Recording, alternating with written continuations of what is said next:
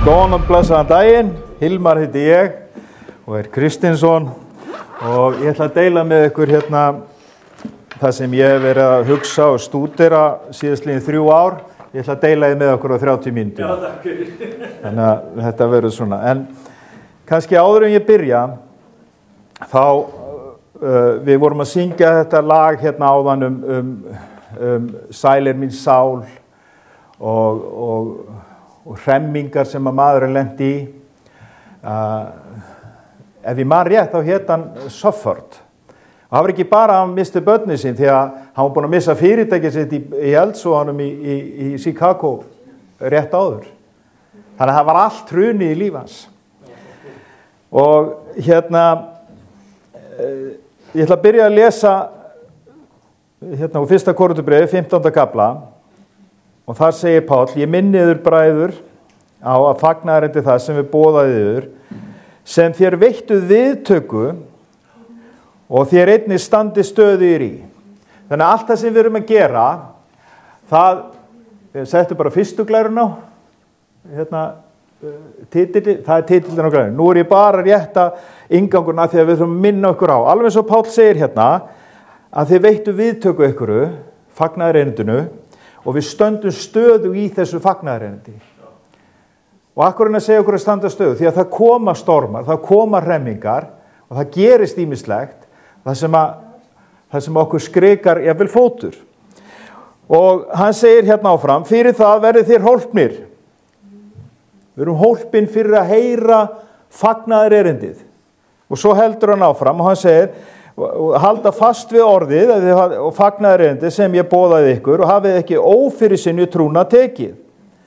Þetta ekki bara hérna, ég skýrður fermdur tjekk og ekkert breytist í lífið mínu. Ég fer bara minn veg og svo, já, svona, ég les svona biblíunu kannski 2 ári eða 3 ári og svo bara óþægilegt að vera að tala Guð eða Ísrael og eitthvað svona og mér finnst það bara óþægilegt. Ég veit að mér fannst það óþægilegt að því ég vissi að Jesús ætlaði að breyta lífið mínu. Þess vegna fannst mér það óþægilegt. Ég elskaði djammið. Mér var gaman að elta stelpur.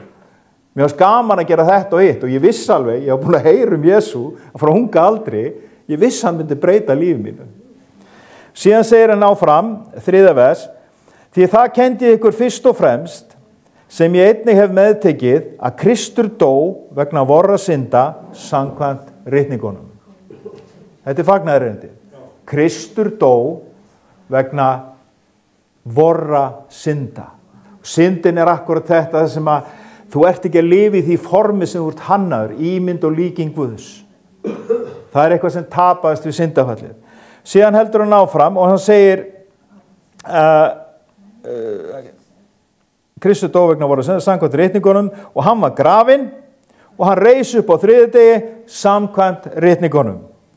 Síðan talar hann hvernig það birtist hérna, Pétri, Kefasi og þeim 12, síðan birtist hann yfir 500 í einu og hann gekkir á meðal okkar í 40 daga upprisin Jesú.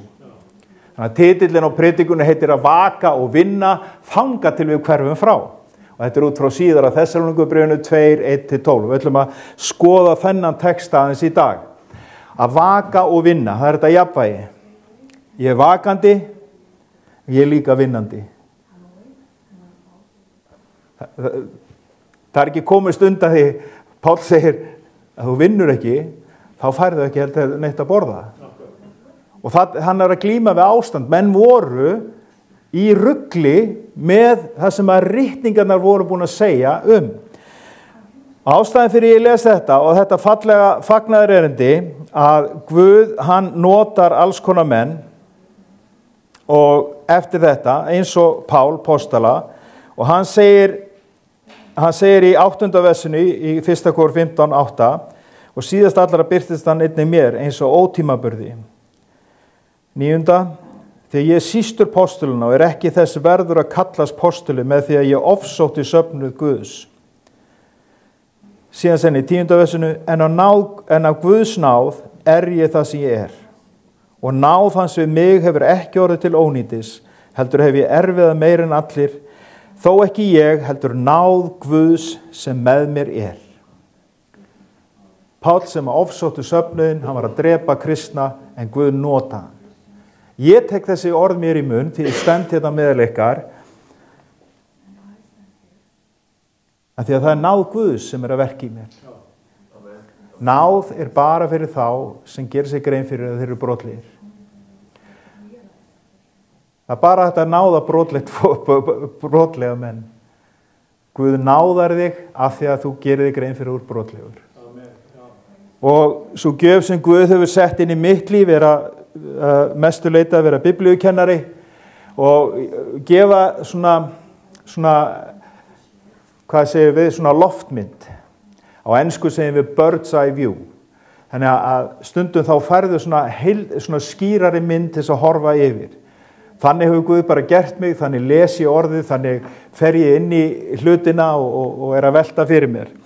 Og í síðastliðin 3 ár hef ég verið að skoða þetta með endatíma og burttrýfningu og hvað áætlun Guðs og þess áttar. Og það eru alls konar kenningar og deilur milli fræðimenna, hvað þetta og hvað hitt og þess áttar. Og það hægt að, maður getur orðið bara svona ráðvilltur. Og svo bætir ekki úr skák, svo horfir á YouTube og þar kemur ykkur frægur og segir þetta, svo kemur annar frægur og segir þetta og þú veltir fyrir býtu, hvað í gangi? Sumir segja, já við erum bara í miðjum þrengingunum núna, þetta ekkert nýtt, það ekkert nýtt við þetta. Við skulum lesa textan og að vaka og vinna, þangað til við hverfum frá.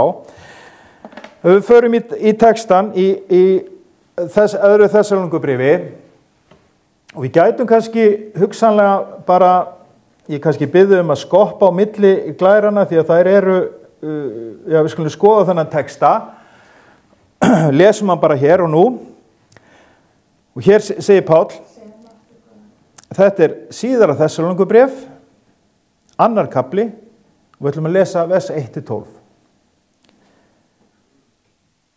En að því snertir komu drottins, vors Jesú Krist, og það að við söfnust til hans.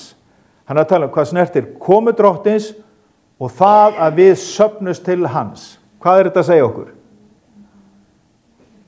Að koma og við erum að safnast til hans. Hvað hljómar þetta eins og? Hljómar þetta eins og burttrýfning? Að við séum að safnast til hans. Þannig að hann að setja niður fyrst bara. Þetta málefni sem ég að tala um. Þetta það sem ég að tala um. Svo heldur hann áfram og hann segir,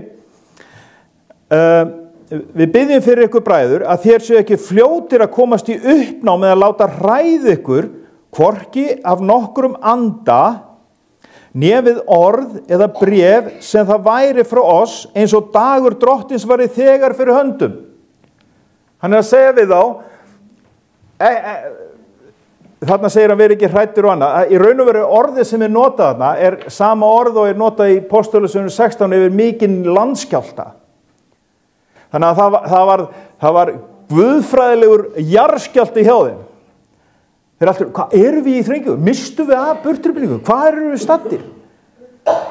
Og alls konar kenningar og hugmyndir sem að koma inn. Og hugsið ykkur, við skulum bara klára textan áður en ég byrja að tala út frá honum. Og síðan segir hann hér,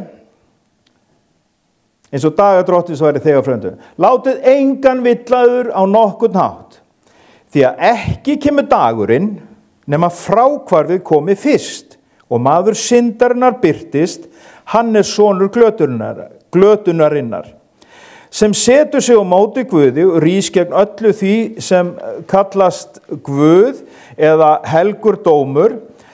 Hann sat í musteri Guðs og gjörði sjálfan sig að Guði. Minnist þér ekki þess? Ég sagði þetta við ykkur þegar ég var ennþá hjá ykkur. Og þið vitið hvað aftrar honum nú, til þess að hann opinberist á sínum tíma. Þegar lögleysi þegar farið að starfa í leynum og stendur ekki á öðru en að þeim verði burtrýmt sem nú heldur aftur af. Þá mun lögleysingin opinberast og honum mun Drottinn Jesús tortíma með anda munns síns og að engu gjöra þegar hann birtist við endurkomu sína. Löglýsingin kemur fyrir tilverknað Satans með miklum krafti, lygatáknum og undrum og með alls konar ranglætisvélum sem blekkja þá sem glatast af því að þeir veittu ekki viðtöku og elskuðu ekki sannleikann, svo að þeir mættu verða hólpnir. Þess vegna sendir Guð þeim megnavillu til þess að þeir trúi lyginni. Þannig munu allir þeir verða dæmdir sem hafa ekki trúað sannleikanum en haft velþóknun á ranglætinu. Drottinn, við bara biðjum að þú opnir hjört okkar og eyru okkar, að við fáum að skilja þitt orð. Heilagur andi, þú starfar innra með okkur, þú sem ert andi sannleikans. Ég þakka þér fyrir að þú segir að þú gefur okkur þinn frið, Jesús. Að hjarta okkar og sál okkar megi verið í algjöru hvíld, í sama hvað ágengur, og þá erum við örugg í þér. Drottinn, ég biðjum að sverja varir mínar, ég mætti mæla það sem þér er þóknarlegt, og við gefum þér dýrðina í nafni Jesú. Amen. Þið tóku eftir þessu hérna síðast, að þá segir hann, veitt ekki viðtöku, hvað lásum við í 1. Korinthubréf 15? Þeir veittu viðtöku fagnaðarerindinu. Þarna er að tala um fólk sem vill ekki taka við því og þeir elska ekki sannleikann. En sjáu þið hérna er uppi þessi 5 atriði. Þetta eru 5 atriði sem hann nefnir, að því að hann kemur til þeirra og segir, heyrðu, muni ekki hvað ég sagði við ykkur? Af hverju eru þið í þessu uppnámi? Og ef við förum aðeins á næstu glæru, þá sjáum við að því að hann skrifar þetta er sem sagt önnur trúboðsverð Páls, og þarna sjáum við hvaðan hann fer, rauður hringurinn, þetta er Þessalónika. Svo getum við lesið ennþá meira hvernig þegar við setjum saman ferðir Páls. Ef þú setur yfir á næstu glæru, þetta er glæra sem ég fekk lána frá doktor Andy Woods heitir hann, og virkilega góðu guðfræðingur. Bara glemt að setja það inn, og okkur ber að gefa heiður þessum heiður ber, og við erum ekki að fjalla hér ritstuld eða annað, þannig að þið getið tekkað á sjálf. Hérna sjáum við tímaröðina á bréfum Páls.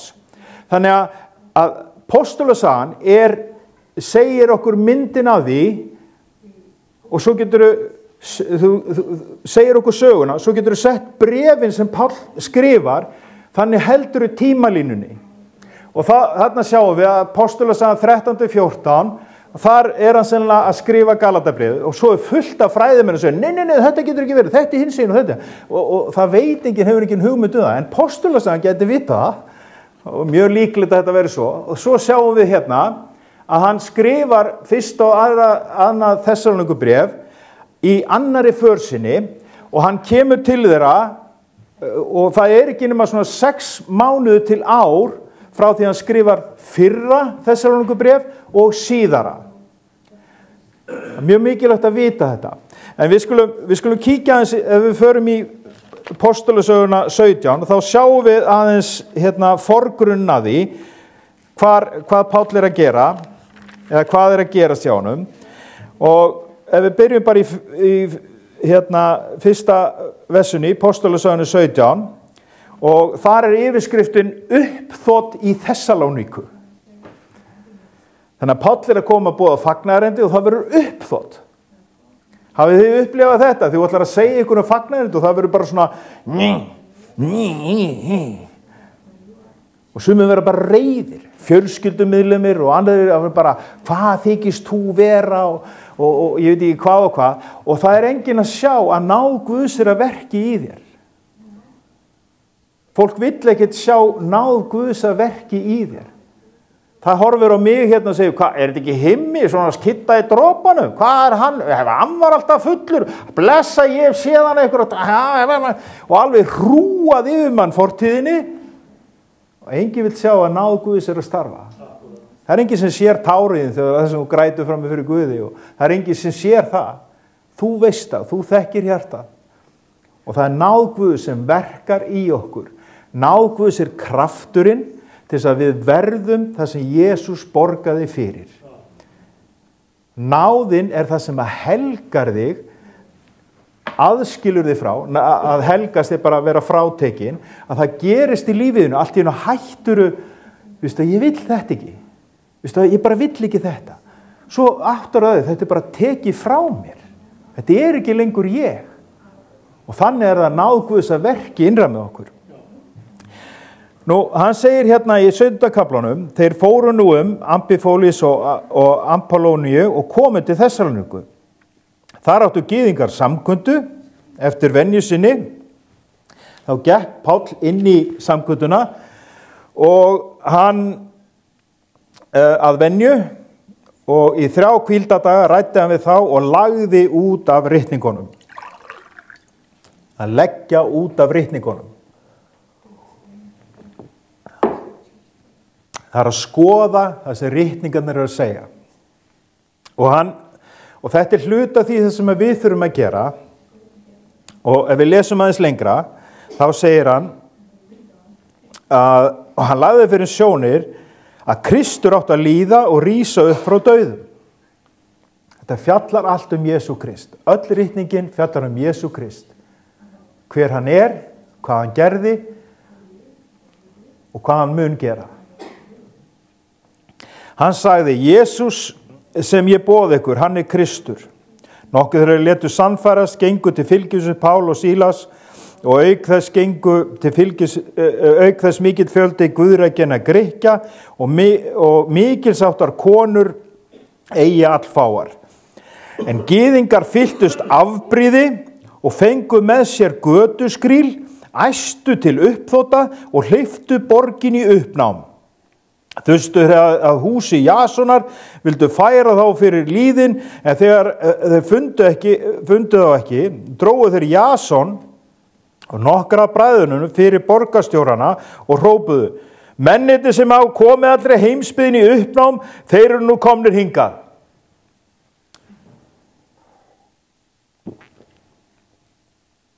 Mennirnir sem hafa komið allri heimsbyggðin í uppnám, þeir eru komnir hérna til Þessalóníku. Fólki sem búið að koma heimsbyggðin í uppnám, það núna komið til Keflavíkur.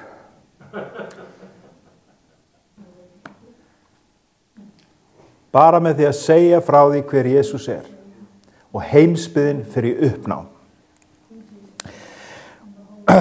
Og síðan segir hann, og Jason hefur tekið á móti þeim, allir þessir breyta gegn boðum keisarans, því að þeir segja annars konungur og það sé Jesús.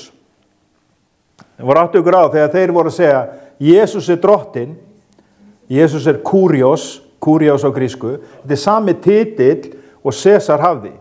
Þannig að þegar þeir voru að segja Jesús drottinn, þá voru þeir leið að segja Sesar það ekki. Og það alltaf verið að fá kristna til að beygja sig fyrir ykkur öðru heldur en Jesú Kristi. Þegar ofsóknuna voru, eina sem þeir þurftu að gera, þeir þurftu að kveikja á smá reykelsi til þess að votta Sesar sem konung. Og fyrir þetta voru það ofsóttir. Bara smá, kveiki bara smá reykelsi. Við þau gert þetta bara, bara komdu inn í búr og gerði þetta bara, það sér þetta, veit þetta enginn. Og þeir sögðu nei. Og þeir voru ofsóttir. Sama við sjáum í Daníelsbók.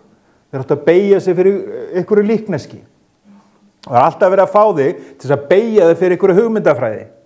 Nú hefur verið að reyna að fá þig til að beygja þig fyrir hugmyndafræði sem fjallar siðferði Sódómu. Þú ert að beygja þig. Allir að setja regnbogaskjálftann og læka þetta og hitt og þetta og þú ert að beygja þig. Ja, biskupinn gerir það. Já, hann gerir það. En hvað segir ritningin? Hvað segir ritningin? Og ef þú segir eitthvað gegn þessu, þá eru uppþótt. Og það smalaði lið. Og þú ert útskúfaður. Þú ert hataður eða hötuð. Þú mátt ekki hafa aðra skoðun. En hvað segir ritningin? Síðan heldur hann áfram, og þeir vöktu óhug með fólkinu og einnig borgarstjórunum á þessum orðum. Slepptu þeim ekki, þeir ekki, því Jasonu fyrir henni höfðu látið, þá setja tryggingu. Það þarf að borga tryggingagjald, sko. Það má ekki, þú eru sektaður. Það hatursorðræða. Þú eru sektaður. Hugsaður, ef þú segir í dag, Jesús vegurinn, sannleikurinn og lífið. Vegurinn, einn vegur. Og þú segir þetta statt og stöðugt, þá ekki langt að líða að þú verður sakaður fyrir hatursorðræðu. Sama fólkið sett upp hatursorðræðu, vill setja lög hatursorðræðu, þetta sama fólkið og afnám lögin Guðlast. Hvað var að því að vera með lögin Guðlast? Er það ekki bara góður og gildir siðir? Nei, við viljum stjórna því hvað sagt. Svo heldur hann á hann segir, en bræðurnir sendu Pál og Sílas þegar á nóttina til Beróju. Þegar þeir komu þangað, gengu þeir inn í samkunduhús gyðinga, þeir voru veglendari en þeir í Þessalóníku. Hvað er að vera veglendur? Þeir voru veglindari. Þeir notuðu hausinn. Þeir hugsuðu. Þeir voru með gagnrýna hugsun, voru athuga. Og það segir, þeir tóku við orðinu með allri góðfýsi og rannsökuðu daglega ritningarnar, hvort þessu væri þannig farið. Margir þeirra tóku trú og einnig Grikkir og ekki allfóir og tignar konur og karlar. En gyðingar í Þessalóníku fréttu að Páli eða hefði einnig boðað orð Guðs í Beróju, komu þeir og hleyptu líka ólgu og æsingi í múgi þar.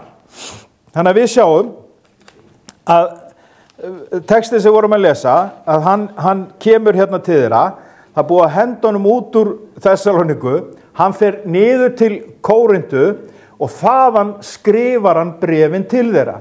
Og það líði ekki nema svona 6 mánuði til 1 ár á milli fyrsta Þessalóníkubréf og síðara Þessalóníkubréf. Og bara á þessum stutta tíma að þá segir hann við þá, en hvað snerti komu drottins og við söfnust til hans. Og hvað sagði hann þeim í fyrra Kórintubréfinu, fyrra Þessalóníkubréfinu, ef við förum í 4. kaflan í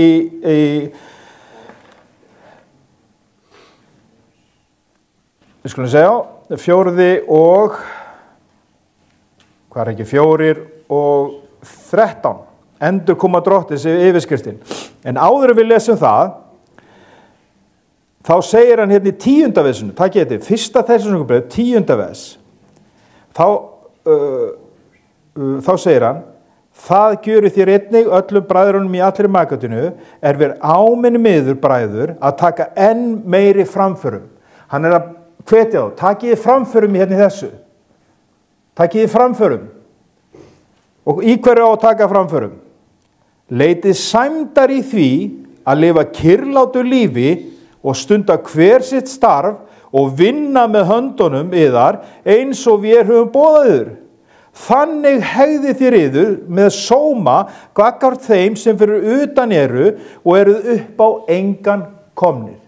Það segir, leitið verið góðir í þessu, að lifa kyrlátu lífi og vinna með höndunum. Láttu þetta aukast í lífið þínu. Þetta ekki vinsælt að heyra. Þú heyrir þetta varla predika. Að lifa kyrlátu lífi. Þá alltaf vera, já, við þurfum að byggja Guðsríkið og við þurfum að fara út og gera þetta og þetta. Byggja hvaða Guðsríki? Hvaða ríki ætlar að byggja? Þetta ríkið hans Guðs sem hann búinn að byggja og það hið komandi, til komi þitt ríki. Það það sem á leiðinni. Þannig að við þurfum að raða þessu rétt og það alls konar kenningar sem koma að fá þig að fara okkar nagrissahjól og eins og í þessum sporum hérna, að það sem hann búinn að tala við á hérna endurkomu drottins, og hann segir, ekki viljum við bræður láta yður vera ókunnugt þá sem sofnaðir eru, til þess að þér séu ekki hryggir eins og hinir sem ekki hafa von. Heyrðu, þið hafi ekki mist af neinu. Hlustið á þetta, svona áætlun Guðs, þetta vonin sem við eigum. Og þá segir hann, því að ef við trúum því að Jesús sé dáinn og upprisinn, þá mun Guð fyrir Jesú leiða ásamt honum fram þá sem sofnaðir eru.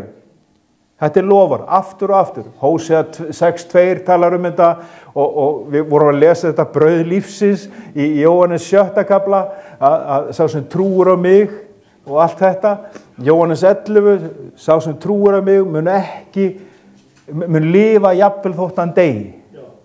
Heyrir þetta í öllu jarðarförum. Og síðan heldur hann áfram að segja,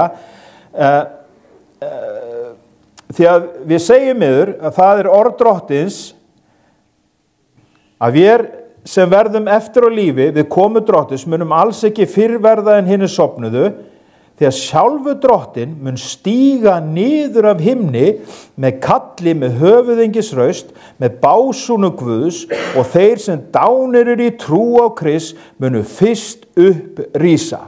Síðan munum við sem eftirlifum verða ásamt þeim hrifnir burt í skýjum til fundar við Drottinn í loftinu, og síðan munum við vera með Drottni alla tíma. Uppbyrðu því hvert annað með þessum orðum. Þannig að ég hér í dag að uppbyrðu ykkur með þessum orðum, því að þeir hérna, hvað sem snerti komu Drottins, og að við söfnumst til hans. Við biðjum með bræður að þeir séu ekki fljótir að komast í uppnám. Það verði einhver guðfræðilegur jarðskjálfti, að því þú horfir á einhvern á YouTube og segir, við erum í miðri þrengingunni. Þetta það sem hann var að díla við hérna. Þeir héldu að þeir væru komnir í þrenginguna. Hvað er dagur Drottins? Jú, það það sem að Daniel talar í 9. kafla 24-29, sérstaklega 27. vers, og þar hann tala að þrengingatímabilið þessi 7 ár. 7 ára þrenging sem mun koma, og hann að segja, áður en það gerist, þá gerist ykkur atburður sem heitir burthrifning. Kirkjan hrifin burt. Og þið lesi bara, horfið á fréttirnar í smá stund og þið bara, heyrðu, það allt logandi í Úkraínu, allt logandi í Ísrael, og það allt að fara á heljarina þröm. En hvað gerum við? Við höldum okkur við orðið. Við vitum hvernig sagan hvernig hún byrjar og hvernig hún endar, og hann segir okkur, vakið og vinnið. Hann segir okkur, verið örugg. Leitastu eftir því að lifa kyrlátu lífi, verð ekki með eitthvað æslagang eða eitthvað. Vinna með höndunum, verð ekki búin einn annan komin. Þetta það sem hann að fara í gegnum með þeim, og takk ég nú eftir, og nú kemur þetta kurrum þetta hjá fræðimönnum. Hann segir að vera ekki fljótur að komast í uppnám og láta hræða ykkur, hvorki á nokkrum anda orðið að brefi sem væri frá oss. Þannig að það hafi verið komið þarna bref í millitíðinni, eins og það væri frá Páli, sem var bara tóm della, að reyna að telja trúm. Þú í þrengingatímabilinu. Og þá segir hann við þá, til að svara þessi, látið engan villaður, nei, við skulum segja hérna, uppnám, láta hræðaðu hvorki af nokkrum anda orðinu byrju sem væri frá oss, eins og dagur Drottins væri þegar fyrir höndum. Taktu hérna næstu glæru.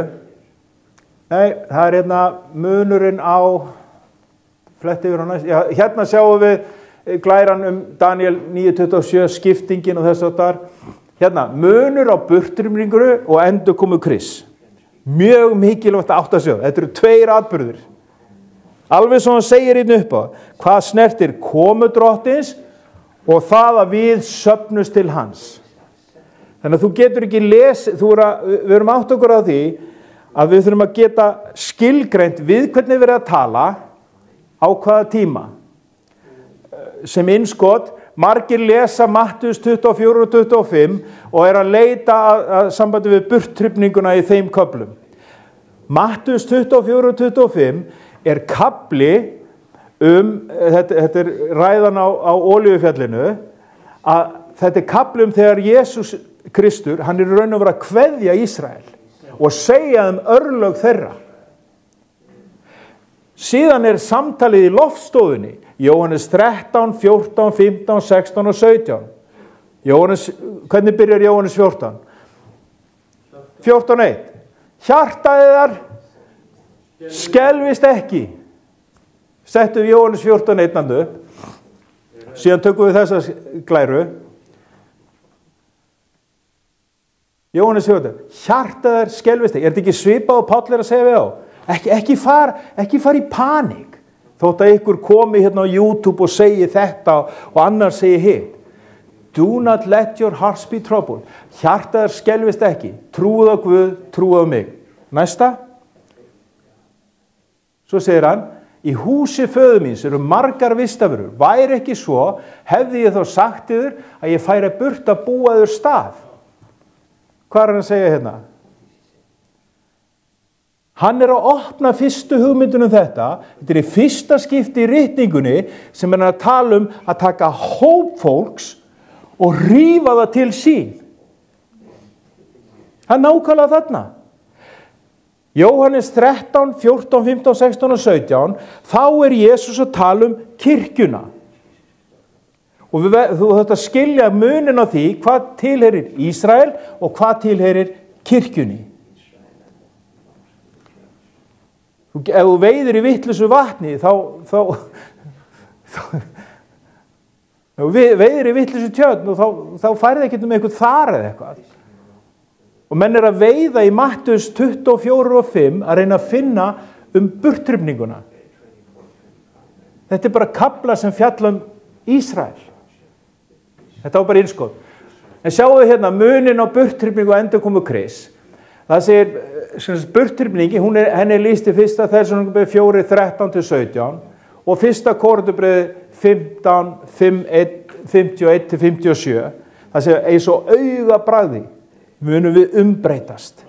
Á augabragði munum við umbreytast. Tímans vegna þá höfum við ekki tíma til að fara í þetta allt saman, en þið sjáum munin þarna á þessu að 1. Þessalóníkubréfi 4:17 segir að við förum í skýjunum til fundar við hann, en Sakarja 14:4 segir þá mun drottinn standa á Olíufjallinu.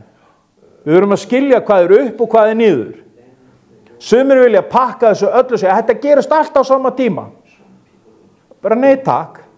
Það algjörlega í bága við ritninguna.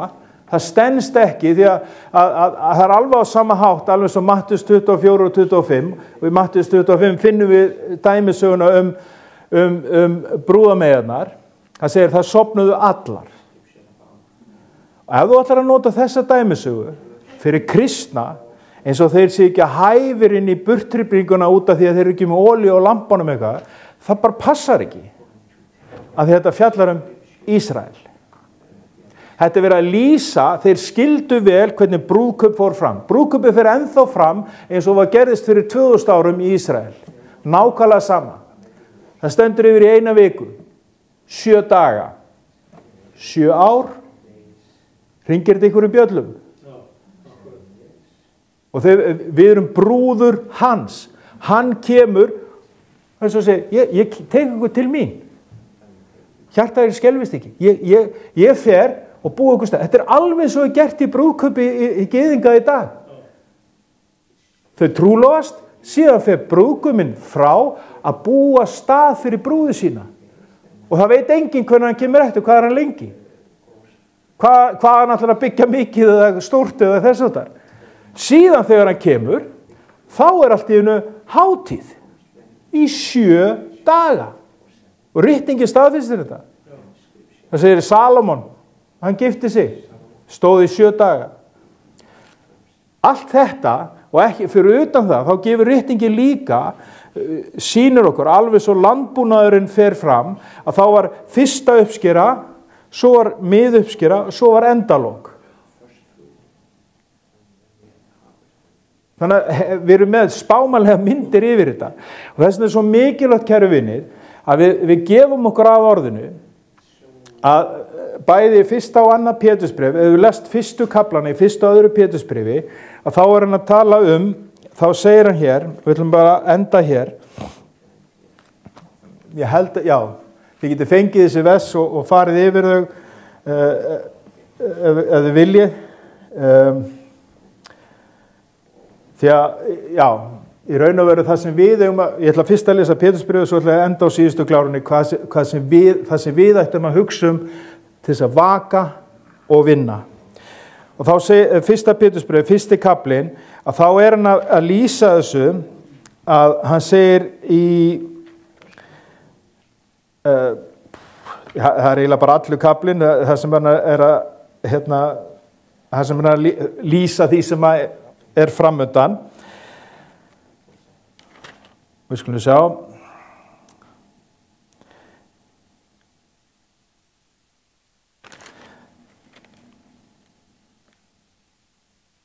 Já, það segir hérna í 10. og 11. versinu.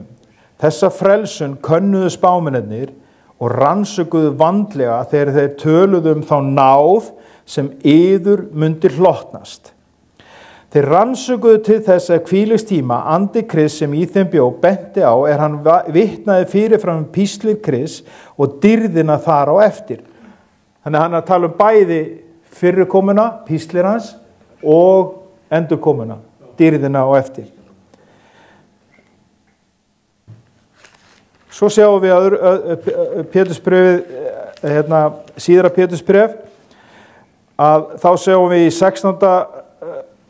versi, hann segir, ekki fylgdu við ykkur uppspunnum skröksugum, við gjörðum yfir mátt og komu drottins vors Jesú Krist, heldur voru við sjónavottar að hátignans.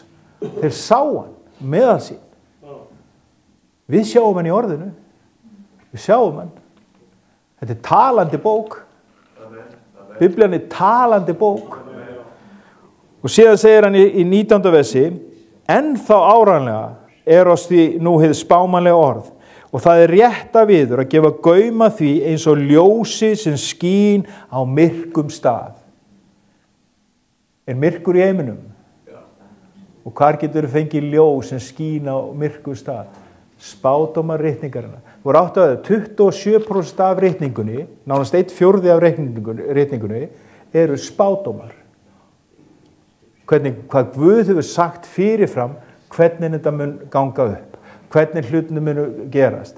Og hann segir í Markús 13:3, þá segir hann, ég hef sagt ykkur allt fyrirfram.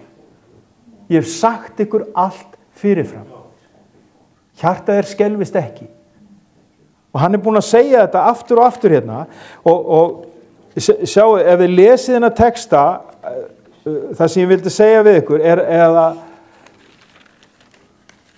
ef þú ert í vangaveltum og þú sérð ykkur að ræða þetta og hitt, að þú sért í þrengingun og ég veit ekki hvað og þetta svona og Jesús að koma á þessum degi klukkan þetta, sem algjör fásinna, lestu þá þennan texta, þessi 5 atriði, Páll var að segja, ef þú sérð ekki þessi 5 atriði, þá ert ekki í þrengingunni.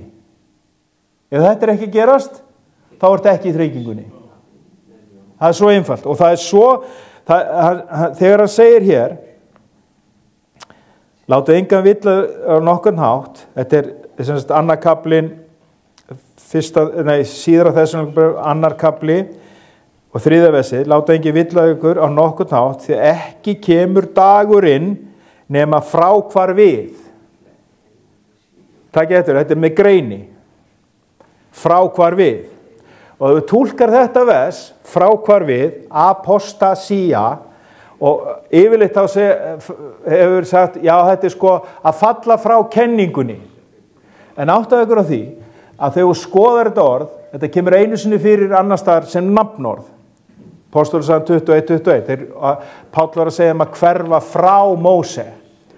En ef þú skoðar þetta orð, apostasía, sem sagnorð, sem kemur 15 sinnum fyrir í ritningunni, þá kemur fyrir eins og í Lúkas 2:37, þar tala önnu spákonu sem vek ekki frá musturinn.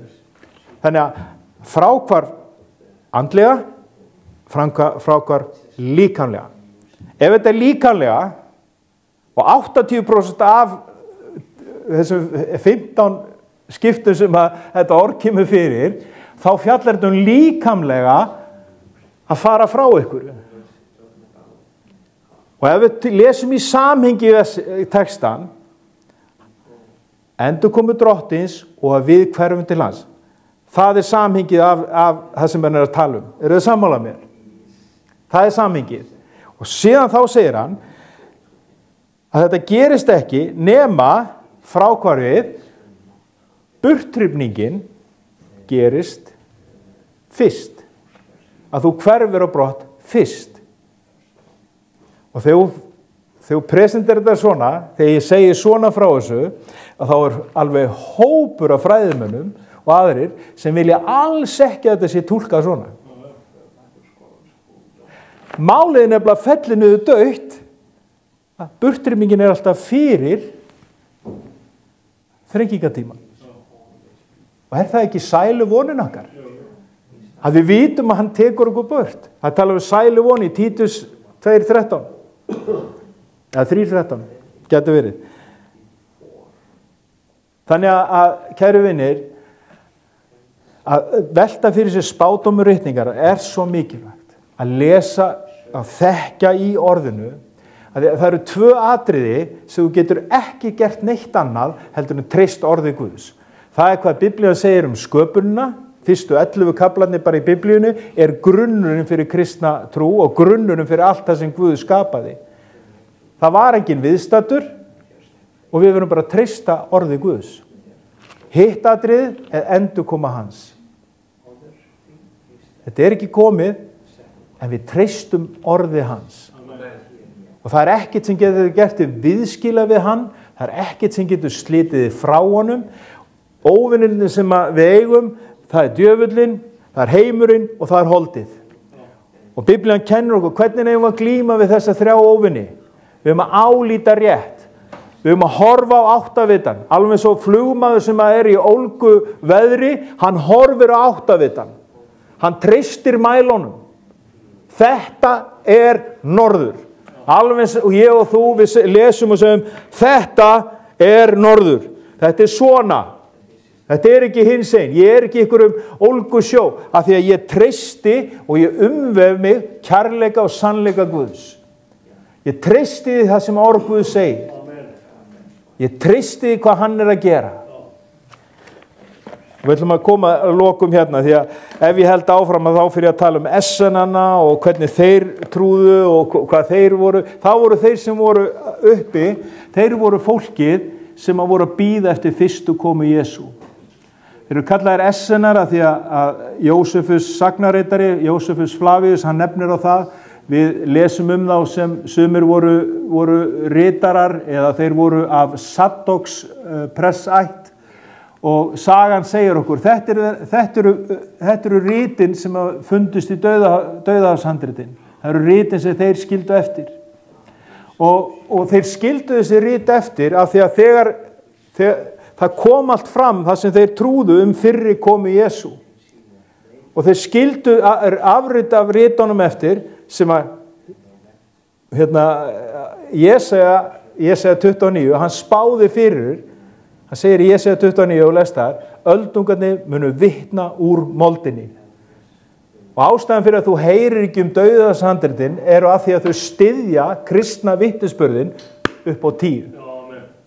Fræðimenn vilja ekki að þetta komi fram. En þeir skilduðu eftir að því að þeir voru núna búin að sjá Messias koma og vissu hvað þeir áttu að gera. Farið út allan heim.